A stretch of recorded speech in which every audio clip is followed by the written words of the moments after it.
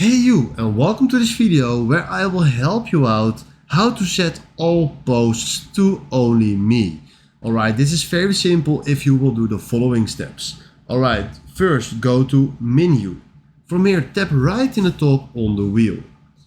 Then from here scroll down and go to activity log. Then from here tap on public posts. And now you will see all your posts on Facebook.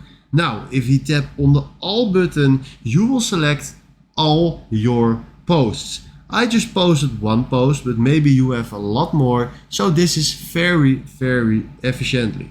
All right, now, if I tap on the three dots just right here and tap on change audience, you will see this option. And now if I tap on change audience again, we can tap on only me.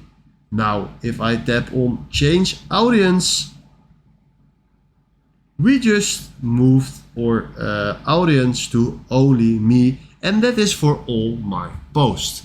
Alright, if you find this video helpful, please consider subscribing and give this video a like. And then for now, thanks for watching.